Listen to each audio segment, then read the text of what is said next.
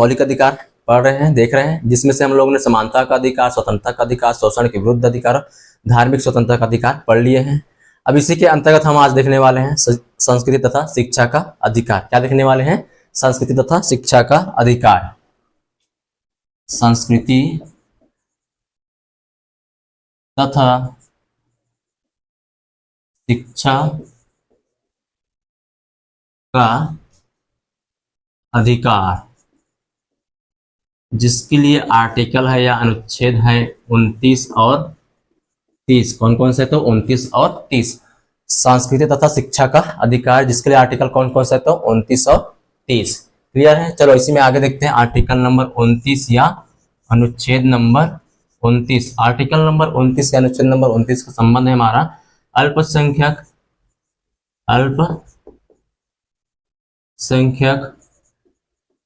वर्गों की हितों का संरक्षण। क्या है? तो अल्पसंख्यक वर्गों के हितों का संरक्षण। समाज में अल्पसंख्यक वर्गों के हितों का क्या कर रहा है? यहाँ पे संरक्षण प्रदान किया जा रहा है। अल्पसंख्यक लोग ऐसे हैं जिनको समाज में पूरी तरह से दबाया जा रहा था, उनके लिए अलग से यहाँ पे आर्टिकल ला दिया गया है, उनको अलग से मौलिक अधिकार में रखा गया है कि आपके हितों के यहाँ पे संरक्षण प्रदान किया गया है। अब देखते हैं इसके अंतर्गत क्या प्रावधान किया गया है इसी के अंतर्गत। तो अल्पसंख्यक वर्गों की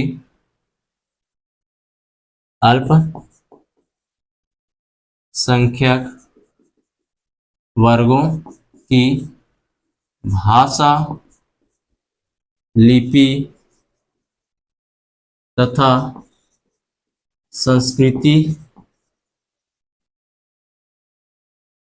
को सुरक्षित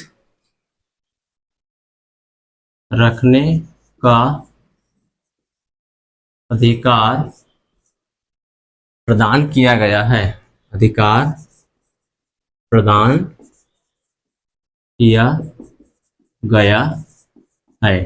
देखो, अल्पसंख्यक लोग समाज में ऐसे अल्पसंख्यक हैं जिनको भाषा के आधार पर, लिपि के आधार पर तथा संस्कृति के आधार पर दबाया जा रहा था। उनके लिए अलग से आर्टिकल बनाया गया, आर्टिकल नंबर 29, जिसमें से उनको भाषा के आधार पर, लिपि के आधार पर तथा संस्कृति को उनको सुरक्षित रखने का अधिकार प्रदान किया गया। कौन से आर्टिकल में? तो आर्टिकल नंबर 29 में। आर्टिकल नंबर 29 में क्या कहा गया है? अल्पसंख्यक वर्गों की भाषा, लिपि तथा संस्कृति को सुरक्षित रखने का अधिकार प्रदान किया गया है। ना उनकी भाषा में हमको भेदभाव करना है, ना इनकी संस्कृति से हमको भेदभाव करना है, ना ही उनकी लिपि में कोई भेदभाव रखना है। ये आर्टिकल नंबर 29 में बताया गया है कि वहां पे उनको क्या दिया गया है? संरक्षण प्रदान किया गया है आर्टिकल नंबर 29 में। क्लियर है? इसी में आगे है राज्य के जितने भी संस्थान है। क्या है? तो राज्य में जितने भी संस्थान हैं,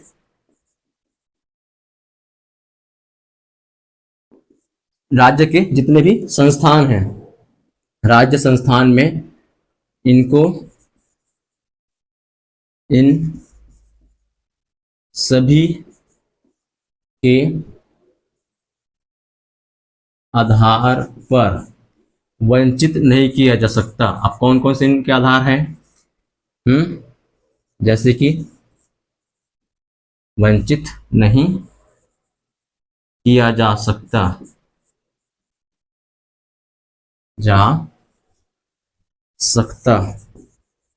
बताओ जी कौन कौन से हैं?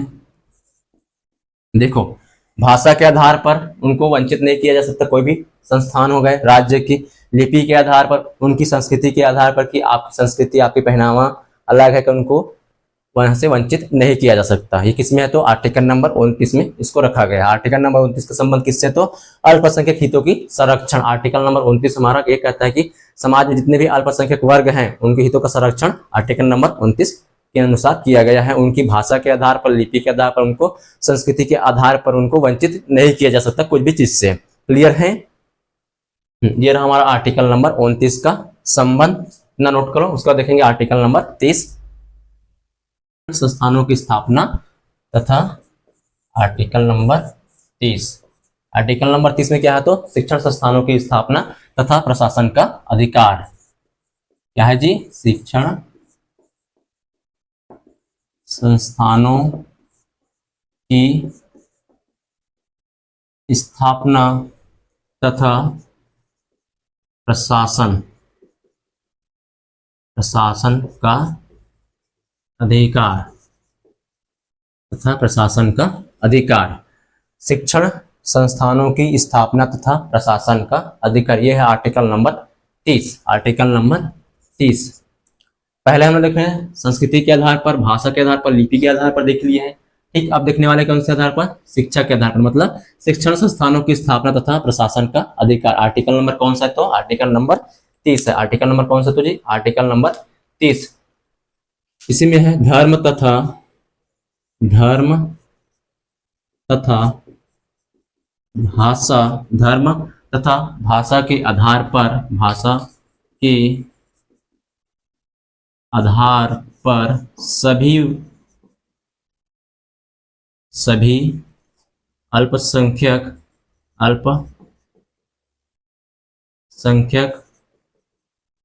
वर्गों को, धर्म तथा भाषा के आधार पर सभी अल्पसंख्यक वर्गों को अपने मनपसंद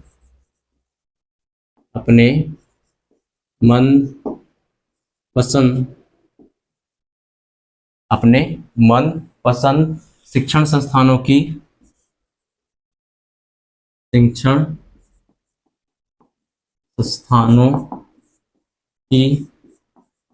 स्थापना तथा प्रशासन का अधिकार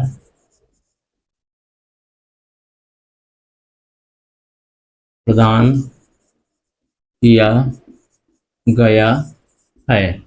आर्टिकल नंबर 30 का संबंध किससे है? तो धर्म तथा भाषा के आधार पर सभी अल्पसंख्यक वर्ग, जितने भी अल्पसंख्यक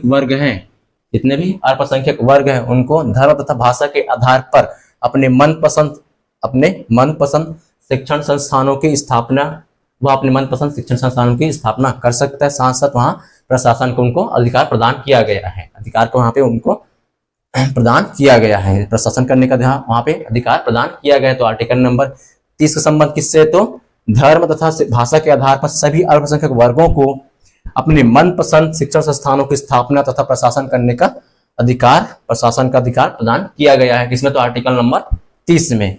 अब इसके उदाहरण समझ लो, फिर आपको समझ आ जाएगा कौन से बात हो यहाँ पे अल्पसंख्यक वर्ग में। तो मदरसा सुने हो, मदरसा देखे हो, सुने होंगे इसके बारे में। क्लियर है?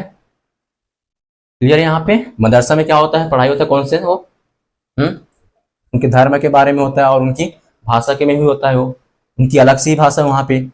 तो वहां पे उनको क्या किया गया है? उनको अधिकार प्रदान किया गया है। यहाँ तक क्लियर है? आर्टिकल नंबर 30 क्लियर है यहाँ तक? इसी में आगे है कि राज्य के द्वारा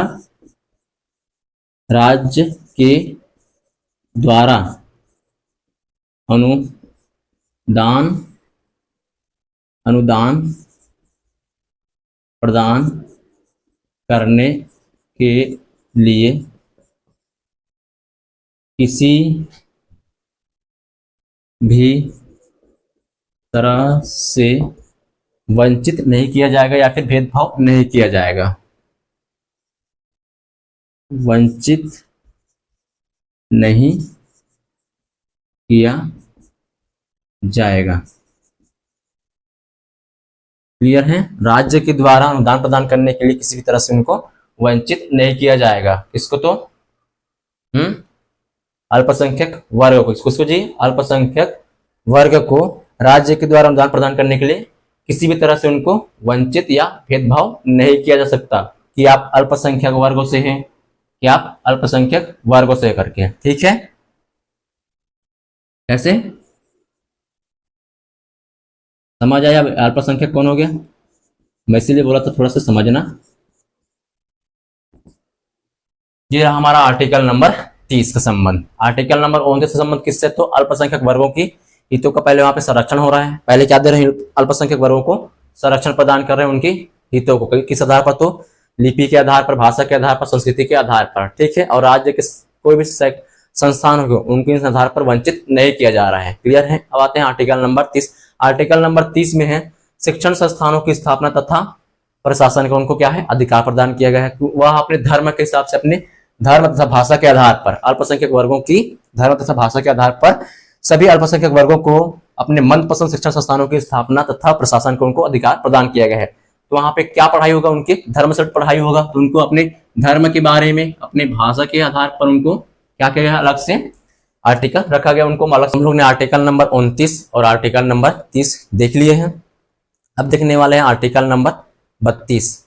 आर्टिकल नंबर 32 के संबंध है हमारा संवैधानिक उपचारों का अधिकार। क्या है तो जी आर्टिकल नंबर 32 या फिर अनुच्छेद नंबर 32, तो इसमें है संवैधानिक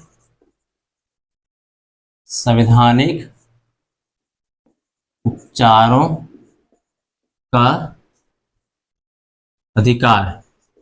क्या है तो संवैधानिक उपचारों का अधिकार किसमें है, आर्टिकल नंबर 32 में है।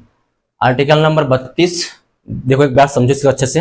अगर आपको लगता है कि मेरे मौलिक अधिकार का हनन हो रहा है, कहीं पे उसका उल्लंघन किया जा रहा है, क्लियर है, तो आप आर्टिकल नंबर 32 की सहायता से सीधे सुप्रीम कोर्ट की शरण प्राप्त कर सकते हो। वहां पे रिट जारी होगा, आर्टिकल नंबर 32 के अनुसार रिट जारी किया जाएगा, तो सीधे आप कहां प्राप्त कर सकते हो, सुप्रीम कोर्ट की शरण प्राप्त कर सकते हो। और आर्टिकल नंबर 236 के अनुसार हाई कोर्ट की शरण प्राप्त कर सकते हो। वहां पे रिट जारी किया जाएगा किसके अनुसार, तो आर्टिकल नंबर 226 के अनुसार रिट जारी किया जाएगा और सीधे आप हाई कोर्ट की शरण प्राप्त कर सकते हो। अगर लग रहा है कि आपके मौलिक अधिकार का उल्लंघन किया जा रहा है या हनन किया जा रहा है, तब क्लियर है यहाँ तक। तो इसके अंतर्गत यह है कि मौलिक अधिकारों का संरक्षण प्रदान किया गया। क्या जी, सभी मौलिक अधिकारों का संरक्षण आर्टिकल नंबर 32 के द्वारा किया गया है। इनको संरक्षण प्रदान कर रहा है ना, ये हमारा सभी जितने भी मौलिक अधिकार है उनका हनन हो रहा है, तो हम आर्टिकल नंबर 32 के माध्यम से कहा जा सकते हैं, सुप्रीम कोर्ट और हाई कोर्ट की शरण प्राप्त कर सकते हैं। क्लियर है। जो खुद में या स्वयं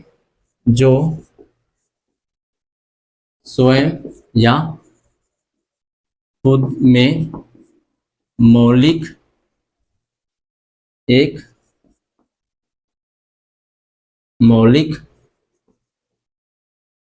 अधिकार है, जो खुद में या स्वयं क्या है, खुद यही मौलिक अधिकार है, जबकि खुद यह आर्टिकल नंबर 32 क्या है, मौलिक अधिकार है। क्या है, मौलिक अधिकार है। क्या है तो मौलिक अधिकार है। आर्टिकल नंबर 32 के अनुसार सभी मौलिक अधिकारों का संरक्षण आर्टिकल नंबर 32 के द्वारा किया गया है। ठीक है, जो स्वयं या खुद में क्या है, यह मौलिक अधिकार है। कौन, आर्टिकल नंबर 32। अगर लग रहा है कि हमारे मौलिक अधिकार का हनन हो रहा है, तो आर्टिकल नंबर 32 के माध्यम से हम कहा सकते हैं, सुप्रीम कोर्ट की शरण प्राप्त कर सकते हैं। और आर्टिकल नंबर 226 के अनुसार रिट जारी होगा तो हम सीधे हाई कोर्ट की शरण भी प्राप्त कर सकते हैं। यहां तक क्लियर है, यहां तक समझ आया। इसी में है आगे, भारतीय संविधान के द्वारा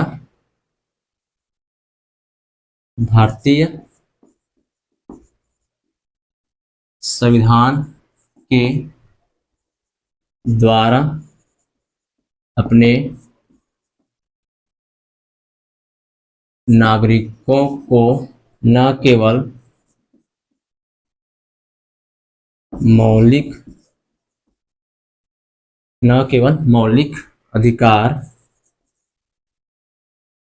को न केवल मौलिक अधिकार प्रदान किया गया है।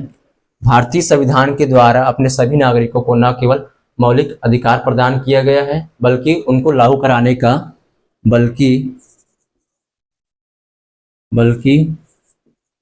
उनको लागू कराने का संवैधानिक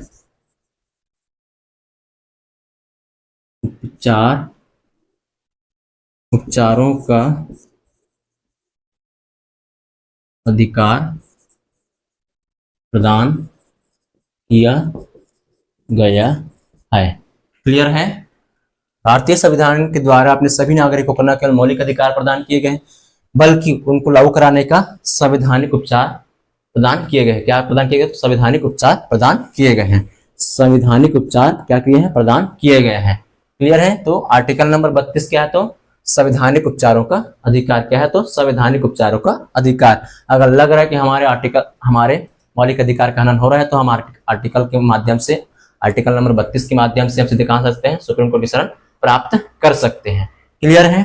इसी को देखते हुए डॉक्टर भीमराव अंबेडकर ने, यही सब कारण को देखते हुए, इसी के जितने भी इनके महत्व है, इंपॉर्टेंस, इनको देखते हुए किसने, डॉक्टर BR अम्बेडकर या भीमराव अंबेडकर ने, भीमराव अंबेडकर ने आर्टिकल नंबर 32 को, किसको तो जी, आर्टिकल नंबर 32 को आत्मा, प्राण, दिल, दीवार, आत्मा, प्राण, दिल, दीवार, हृदय, भारतीय हृदय कहा है। भारतीय संविधान में क्या क्या कहा गया? तो इसको आत्मा, प्राण, दिल, दीवार, हृदय कहा गया। भारतीय संविधान का किसको क्या कहा गया है? आत्मा है, प्राण है, दिल है, दीवार है, हृदय है, ये संज्ञा प्रदान की गई है। कौन? तो भीमराव अंबेडकर जी ने। कौन? तो जी भीमराव अंबेडकर जी ने। कौन? तो जी भीमराव अंबेडकर जी ने। ठीक है? अगर लग रहा है कि हमारे मौलिक अधिकारों का हनन हो रहा है, क्या हो रहा है, हमारे मौलिक अधिकारों का हनन हो रहा है या उसका उल्लंघन किया जा रहा है, तो हम कहा सकते हैं सीधे सुप्रीम कोर्ट, कहां से सीधे सुप्रीम कोर्ट और हाई कोर्ट की शरण प्राप्त कर सकते हैं, रिट जारी कर या रिट के माध्यम से। क्लियर है? मौलिक अधिकारों के हनन पर, मौलिक अधिकारों के हनन पर या उल्लंघन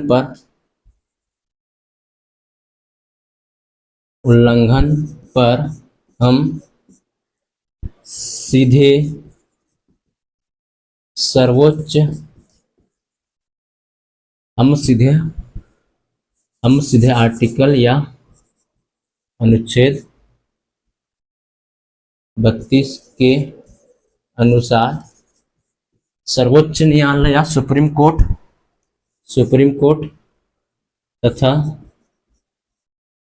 226 आर्टिकल 226 के तहत हाई कोर्ट या सुप्रीम कोर्ट की शरण प्राप्त कर सकते हैं।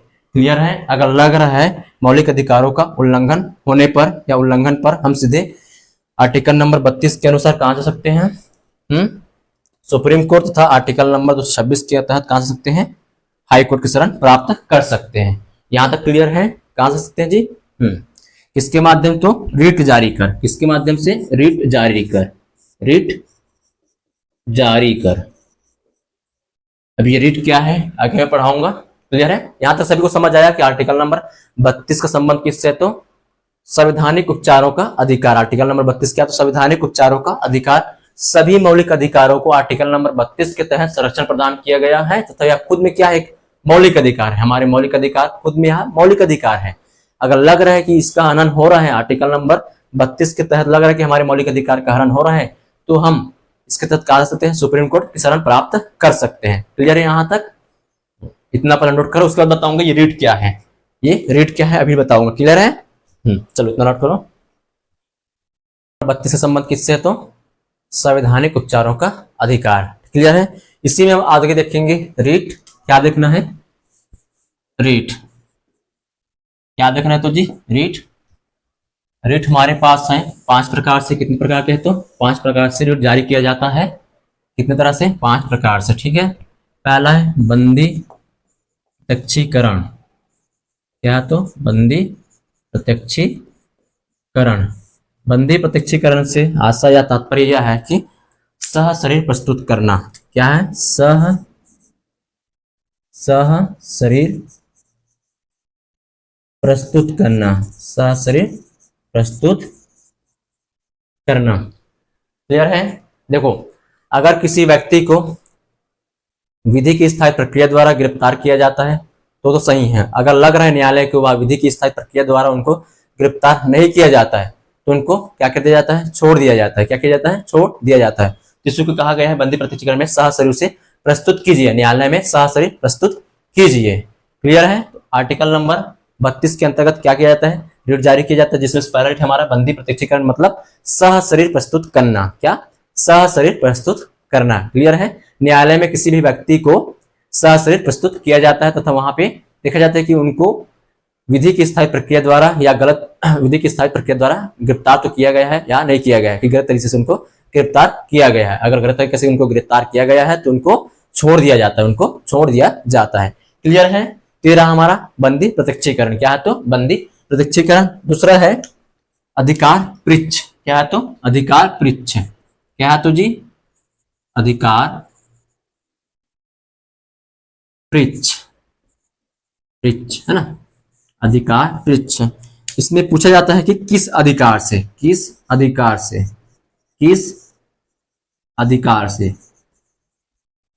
किस अधिकार से, इसमें पूछा जाता है कि किस अधिकार से। अब कैसे देखो, मान ले कोई व्यक्ति है, कोई पद धारण करता है जो उस पद के लायक नहीं है, तो उसमें न्यायालय द्वारा पूछा जाएगा कि आपने किस अधिकार से आप पद धारण किए हो।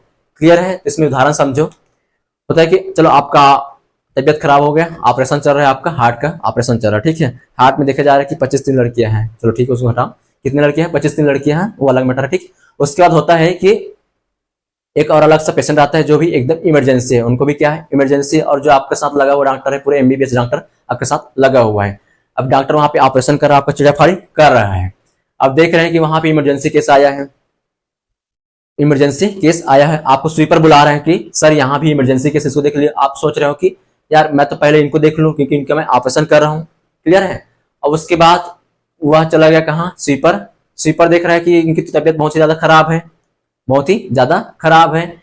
अब स्वीपर अपने हिसाब से उनको इंजेक्शन दे दिया, क्या कर दिया? उनको इंजेक्शन वगैरह दे दिया और उनकी निपट गए, वह उनकी मृत्यु हो गई। तो उनके घर वाले न्यायालय में, उनके घर वाले न्यायालय में रिपोर्ट दर्ज करेंगे कि किस अधिकार से आपने यहाँ पर धारण किया है। आया बात समझ में? क्या है? तो अधिकार पृच्छ मतलब किस अधिकार से आप उस पद को धारण किए हो, जबकि आप तो एमबीबीएस नहीं हो, आप तो एक क्या हो? स्वीपर हो। आप क्या हो? स्वीपर हो। तो किस अधिकार से आपने उनको इंजेक्शन दिया, किस अधिकार से आपने उनको इंजेक्शन दिया है, यह है अधिकार पृच्छ। अधिकार पृच्छ समझ आया? क्या है? तो किस अधिकार से, क्या है? तो किस अधिकार से। क्लियर है? इसी में आते हैं परमादेश। परमादेश तीसरा है हमारा परमादेश। परमादेश, परमादेश से क्या आ सकता? तो आदेश देना। क्या देना? तो आदेश देना। क्या देना जी? आदेश देना। क्लियर है? किसको आदेश देगा? जितने भी सरकारी कर्मचारी है, अधिकारी है, जितने भी सरकारी कर्मचारी है, जितने भी क्या क्या है? सरकारी कर्मचारी, अधिकारी, जितने भी सरकारी है, जितने भी सरकारी के अंतर्गत आते हैं, उनको न्यायालय द्वारा आदेश दिया जाता है कि आप अपने कर्तव्य का पालन कीजिए। लगता है उनको लग रहा है कि सरकारी कर्मचारी, अधिकारी अपने कर्तव्य का पालन सही से नहीं कर रहा है, तो उनको आदेश दिया जाता है न्यायालय के द्वारा कि आप अपने कर्तव्य का पालन सही से करिए। कैसे देखो, होता है कि अभी रोड बना है, क्लियर है। अब रोड में लग रहा है, न्यायालय के जो अधिकारी हैं या जो भी है, उन लोग वहां से गुजर रहे हैं, उनको लग रहा है कि यहाँ पे सही से काम नहीं हुआ है या काम करने में लेट हो रहा है, तो उनको आदेश दिया जाएगा कि आप यहाँ तत्काल प्रभाव से यहाँ पे ये वाले काम कीजिए करके। तो हो गया, समझ आया? ये परमानेंट मतलब आदेश देना। क्या देना? आदेश देना। परमानेंट मतलब आदेश देना। क्या है? तो आदेश देना। अब इसी में आते हैं प्रतिषेध। क्या आता है? चौथा क्या? तो प्रतिषेध है। क्या है जी? प्रतिषेध। प्रतिषेध, प्रतिषेध का मतलब मना करना, रोकना। क्या हो जाएगा? मना करना या रोकना। मना करना या फिर क्या हो जाएगा? रोकना। ठीक। सर्वोच्च न्यायालय या हाई कोर्ट, सर्वोच्च न्यायालय, उच्च न्यायालय, सुप्रीम कोर्ट या हाई कोर्ट अपने अधीनस्थ न्यायालय को किसी भी विषय पर चर्चा करने के लिए या विचार विमर्श करने के लिए उसको क्या करते हैं? मना कर जाता है कि आप इस पर चर्चा नहीं करना है आपको, यह आपके अधिकार क्षेत्र में नहीं रखा गया है करके। किसको? तो अपने अधीनस्थ न्यायालय को, हो सकता है सुप्रीम कोर्ट हाई कोर्ट को दे, हाई कोर्ट अपने अधीनस्थ न्यायालय को दो। क्लियर है? तो ये समझ आया, ये क्या है? न्यायालयिक है। क्या है? तो न्यायालयिक है। क्या है तो जी? न्यायालयिक है। क्या है? न्यायालयिक है यहाँ। क्लियर है? प्रतिषेध मतलब मना करना या रोकना, मना करना या रोकना, मना करना या रोकना। अब इसी में देखते हैं आगे हम है उत्प्रेषण। क्या है? तो उत्प्रेषण। उत्प्रेषण मतलब किसी भी से क्या मांगना है वहां से। उत्प्रेषण मतलब क्या होगा? भेजना कुछ चीज, या फिर वहां से सूचना मांगना या फिर भेजना। उत्प्रेषण मतलब क्या हो जाएगा? वहां से सूचना मांगना या फिर सूचना भेजना। उत्प्रेषण क्या है? उत्प्रेषण। उत्प्रेषण मतलब क्या हो गया? सूचना मांगना या फिर सूचना मांगना, या फिर क्या हो सकता है? भेजना। यह भी क्या है? तो न्यायालयिक है। क्या है? न्यायालयिक है। क्लियर है? उत्प्रेषण मतलब सूचना मांगना या भेजना। हो सकता है सुप्रीम कोर्ट अपने हाई कोर्ट से सूचना मांग सकता है किसी विषय पर, या उनको सूचना भेज सकता है। क्लियर है? सूचना मांग सकता है या फिर सूचना भेज सकता है। किसको? अपने अधीनस्थ न्यायालय को। किसको? तो अपने अधीनस्थ न्यायालय को। न्यायालय रिट जारी करके अपने अधीनस्थ न्यायालय को सूचना मांग सकता है या फिर सूचना उनको भेज सकता है। कैसे? सुप्रीम कोर्ट किसको भेज सकता है? High court. क्लियर है? या फिर और अधीनस्थ न्यायालय जो भी न्यायालय है उनको क्या कर सकते हैं? वहां सूचना मांग सकते हैं वहां से, या फिर सूचना भेज सकते हैं। क्लियर है? ये रहा हमारा रेट। आर्टिकल नंबर 32 के साथ जितने भी रेट है ये हमारा रेट है। तो इन सब के रेट के तहत आप न्यायालय शरण में प्राप्त कर सकते हो। अगर लग रहा है कि आपके मौलिक अधिकार का उल्लंघन किया जा रहा है या हनन किया जा रहा है, तो आप इन सभी रेटों के माध्यम से सुप्रीम कोर्ट या हाई कोर्ट की शरण प्राप्त कर सकते हो। यहां तक क्लियर है? यहां तक सभी को समझ आया? देखो, बंदी प्रत्यक्षीकरण मतलब सहशरीर प्रस्तुत करना। क्या करना? सहशरीर प्रस्तुत करना। क्या करना है? तो सहशरीर को प्रस्तुत करना। क्लियर है? दूसरा है अधिकार परीक्षा। किस अधिकार से? उनसे पूछना कि आपने यह पद किस अधिकार से धारण किए हो। क्लियर है? परमानेंस मतलब आदेश देना। किसको? न्यायालय द्वारा, न्यायालय के द्वारा जितने भी सरकारी कर्मचारी हैं, अधिकारी जो भी सरकारी लेवल के, उनको क्या दिया जाता है? आदेश दिया जाता है कि आप अपने कर्तव्य का सही से पालन कीजिए। ठीक है? प्रतिषेध। क्या है? प्रतिषेध मतलब यह न्यायालय के। क्या है? न्यायालय के मतलब सुप्रीम कोर्ट अपने हाई कोर्ट को, या सुप्रीम कोर्ट अधीनस्थ कोर्ट को, या हाई कोर्ट भी अपने अधीनस्थ कोर्ट को कोई विषय पर चर्चा करने के लिए मना कर सकता है। क्या कर सकता है? मना कर सकता है, रोक सकता है। क्लियर है? अब आते हैं उत्प्रेषण। उत्प्रेषण मतलब सूचना मांगना या फिर भेजना। सूचना मांगना या फिर भेजना मतलब ये भी न्यायालय के। सुप्रीम कोर्ट चाहे तो हाई कोर्ट से सूचना मांग सकता है या फिर सूचना भेज सकता है। सुप्रीम कोर्ट चाहे तो अपने अधीनस्थ न्यायालय से सूचना मांग सकता है या भेज सकता है। हाई कोर्ट चाहे तो अपने अधीनस्थ न्यायालय से सूचना मांग सकता है या फिर भेज सकता है। इस तरह से हमारा ये पूरा रेट कंप्लीट हो गया। समझ आया रेट का? यहाँ तो ठीक है। अब देखते हैं रेट का कार्य क्षेत्र या रेट का क्षेत्राधिकार देख लेते हैं। रेट के कार्य क्षेत्र देख लिए हम लोग। रेट का देखते हैं क्षेत्राधिकार। रेट का क्षेत्राधिकार है जैसे कि क्षेत्राधिकार में क्या देख रहे हैं रेट का? किसका क्षेत्राधिकार ज्यादा है। क्लियर है? हमारे पास आर्टिकल कौन कौन सा है? आर्टिकल 32 के तहत सुप्रीम कोर्ट रेट जारी करता है। ठीक। और आर्टिकल 226 के तहत हाई कोर्ट रेट जारी करता है। क्लियर है? तो यहां मात्र सुप्रीम कोर्ट जो रेट जारी करेगा किसके लिए रहेगा? मौलिक अधिकार के लिए। किसके लिए रहेगा? फंडामेंटल राइट्स या मौलिक अधिकार के लिए। मौलिक अधिकार के लिए रहेगा। यहाँ जो रेट जारी करेगा सुप्रीम कोर्ट किसके लिए रहेगा? तो किसके लिए रहेगा? मौलिक अधिकार के लिए रहेगा। किसके लिए रहेगा? फंडामेंटल राइट के लिए रहेगा जो भी रेट जारी करेगा सुप्रीम कोर्ट। क्लियर है? आर्टिकल 32 के अनुसार। और आर्टिकल 226 के अनुसार अगर रेट जारी कर रहा है कौन? High court. कौन जारी कर रहा है? तो हाई कोर्ट। हाई कोर्ट जारी कर रहा है तो ये साथ साथ कितना रहेगा? फंडामेंटल राइट्स के लिए रहेगा। इसके लिए फंडामेंटल राइट्स के लिए रहेगा। और डीपीएसपी राज्य की नीति निर्देशक के लिए भी रहेगा। डीएसपी एसपी के लिए भी, डीपी एसपी के लिए भी यहाँ रहेगा। क्लियर है? ये राज्य के नीति निर्देशक तत्व के लिए भी रेट जारी कर सकता है। कौन? तो हाई कोर्ट। तो इस तरह से हाई कोर्ट का क्षेत्राधिकार क्या है? बड़ा है। क्या है? बड़ा है, विस्तृत है। क्या है? बड़ा है। और जबकि सुप्रीम कोर्ट का क्षेत्राधिकार क्या है? छोटा है। क्या है? तो छोटा है। क्लियर है? रेट के अनुसार से। किसके अनुसार? तो रेट के अनुसार से। यहां तक क्लियर? समझ आए सभी को? आर्टिकल 32 क्या है? तो संवैधानिक उपचारों का अधिकार। ठीक, आर्टिकल 32 के अनुसार सभी मौलिक अधिकारों को संरक्षित किया गया है। क्लियर है? और आर्टिकल 32 को आत्मा, दिल, दीवार, हृदय किसने कहा गया? तो भीमराव अंबेडकर जी ने। क्लियर है?